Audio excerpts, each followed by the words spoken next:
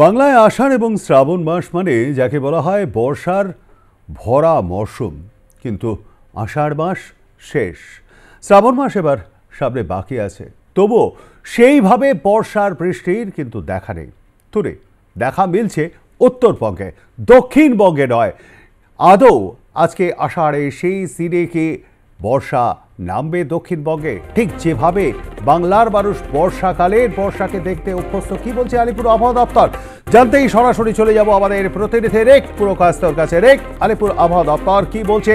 আষাঢ় মাসের আজকে শেষ দিন, কিন্তু বাংলায় বর্ষার সেভাবে দেখা কিন্তু মিলল না। বিশেষ করে দক্ষিণবঙ্গে, উত্তরবঙ্গ কিন্তু ভাসছে প্রায়, কারণ সেখানে তিস্তা পৌঁছছে। রেক,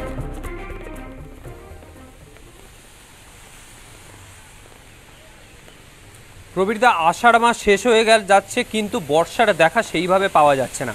যেটা বলা হচ্ছে যে দক্ষিণবঙ্গে বিভিন্ন জায়গায় বিক্ষিপ্ত বৃষ্টিপাত হবে, কোথাও বৃষ্টি হবে, আবার কোথাও বৃষ্টির দেখা একেবারেই পাওয়া যাবে না। বিক্ষিপ্ত বৃষ্টিপাতের ফলে আর্দ্রতাজনিত সমস্যা দেখা যাবে দক্ষিণবঙ্গে, আর তার ফলে যে ভ্যাপসা গরম, সেই ভ্যাপসা গরমের শিকার হবে গোটা দক্ষিণবঙ্গবাসী। আর এই আর্দ্রতাজনিত সমস্যা বা এই যে হালকা মাঝারি বৃষ্টিপাত, সেই বৃষ্টিপাত কবে কাটবে তার উত্তরে আলিপুর আবহাওয়া দপ্তর সূত্রে জানা যাচ্ছে যে 21শে জুলাইয়ের পর থেকে দক্ষিণবঙ্গে ভারী বৃষ্টি বা বর্ষার সময়ের যে ভারী বৃষ্টিপাত দেখতে পাওয়া যায়, সেই বৃষ্টিপাত দেখতে পাওয়া যাবে। কোথাও বিক্ষিপ্ত বৃষ্টিপাত বা যে সমস্ত সমস্যা, আর্দ্রতাজনিত সমস্যা, বৃষ্টির পরে কিছুক্ষণ পরেই রোদ উঠে যাচ্ছে, ফলে যে ভ্যাপসা গরম, সেই সমস্যা আর সেইভাবে দেখতে পাওয়া যাবে না। 21শে জুলাইয়ের পর থেকে মূলত দক্ষিণবঙ্গে যে বর্ষার দাপট, সেই দাপট দেখতে পাওয়া যাবে।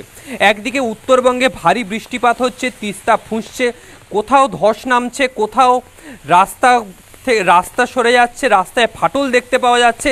বিভিন্ন রকমের সমস্যা হচ্ছে উত্তরবঙ্গে, সেটা পরিবহনের দিক থেকে হোক বা যাতায়াতের দিক থেকে হোক, কিন্তু দক্ষিণবঙ্গে সেই রকম কোনো সমস্যা নেই, কারণ বৃষ্টির যে দাপট, সেই দাপট দেখতে পাওয়া যাচ্ছে না। তবে আজকে সকাল থেকেই কলকাতায় হালকা বৃষ্টিপাত দেখতে পাওয়া যাচ্ছে, কিন্তু বেলা বাড়ার সাথে সাথে এই বৃষ্টিপাতের দেখা আর পাওয়া যাবে না, এমনটাই মনে করা হচ্ছে, এবং আকাশ একেবারেই পরিষ্কার হয়ে যাবে। এই যে বৃষ্টিপাত, এটা কেবল সকালের দিকেই থাকবে, এমনটাই জানাচ্ছে আলিপুর আবহাওয়া দপ্তর। বেলা বাড়ার সাথে সাথে আকাশ পরিষ্কার এবং রোদ ঝলমলে যে আবহাওয়া, সেই আবহাওয়া দেখতে পাওয়া যাবে। যে আর্দ্রতাজনিত সমস্যা, ভ্যাপসা গরম, সেই ভ্যাপসা গরমও থাকবে কলকাতায়। প্রবীরদা, ধন্যবাদ আমাদের সঙ্গে থাকবার জন্য। কথা বলছিলাম আমাদের প্রতিনিধি রেক পুরকাস্তর সঙ্গে।